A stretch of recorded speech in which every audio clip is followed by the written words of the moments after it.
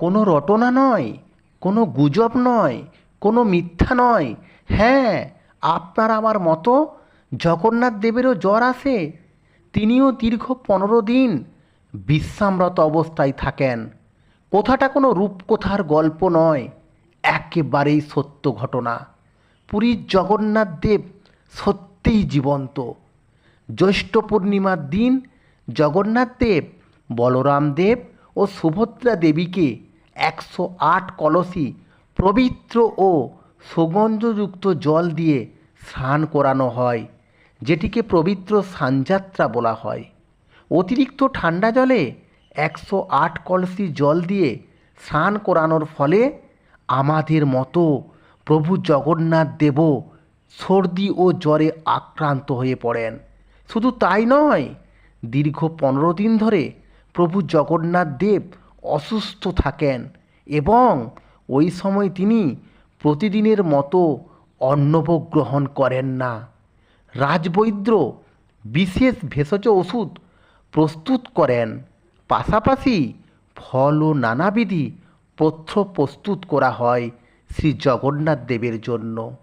এই সময় সম্পূর্ণভাবে জগন্নাথ দেব বিশ্রামরত অবস্থায় থাকার জন্য 15 দিন পুরীর জগন্নাথ মন্দিরের দরজা সম্পূর্ণরূপে সাধারণ ভক্তদের জন্য বন্ধ করে দেওয়া হয়। এই লীলাটি পুরীর জগন্নাথ মন্দিরের পাণ্ডারা অতি নিষ্ঠার সাথে পালন করেন। সম্পূর্ণ স্তব্ধ থাকে এই সময় গোটা পুরী। আমাদের মনে এই নিয়ে নানা প্রশ্ন জাগে। সত্যিই কি ভগবানের জ্বর আসে? তারও কি জ্বর হতে পারে? আসলে ভগবান এই সময় মানব রূপে অবতীর্ণ হন এবং মানব লীলা করেন, কারণ তিনিও জীবন্ত। এটা আমাদেরকে বুঝতে হবে। আশ্চর্যের বিষয়, বিজ্ঞানও এতে ডাহা ফেল করে। দেখা গেছে এই সময় জগন্নাথের বিগ্রহে স্পর্শ করলে উষ্ণতা বোঝা যায় যে সত্যিই জগন্নাথ দেবের দেহের তাপমাত্রা বৃদ্ধি পেয়েছে। এমনকি ডাক্তাররাও পরীক্ষা করে দেখতে পেয়েছে। তাহলেই ভাবুন, আমরা যদি জগন্নাথ দেবকে শুধুমাত্র বিগ্রহ বলে মনে করি, সেটা কতটা আমাদের জন্য ভুল। তিনি শুধুমাত্র আমাদেরকে বোঝানোর জন্যই এই লীলাটি করে থাকেন। আমরা পুরী গেলে শুধু দেখার চেষ্টা করি ভগবানের মন্দিরের পতাকা কেন বাতাসের উল্টো দিকে উড়ে, অথবা ভোগ রান্নার সময় কেন উপরের হাঁড়ির অন্নভোগ আগে হয়ে যায়।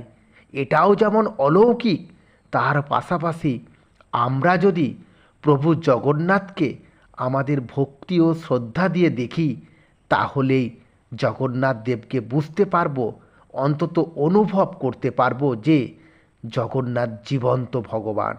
তিনি সবই করতে পারেন। যেখান থেকেই আমরা থাকি না কেন, প্রভুকে যদি আমরা মন থেকে ডাকতে পারি, ভক্তি ও শ্রদ্ধা দিয়ে আমাদের জীবনের সমস্যার কথাগুলো জানাতে পারি, বিশ্বাস করুন, আমি বলছি আপনার সমস্যা সমাধান হয়ে যাবে। উনি সব মনের কথা বুঝতে পারেন। ভক্তের আকুতি, ভক্তের কষ্ট উনি ঠিক অনুভব করতে পারেন। ঠিক আপনাকে মন থেকে ওনাকে ডাকতে হবে আর ওনার প্রতি বিশ্বাস রাখতে হবে। জয় জগন্নাথ।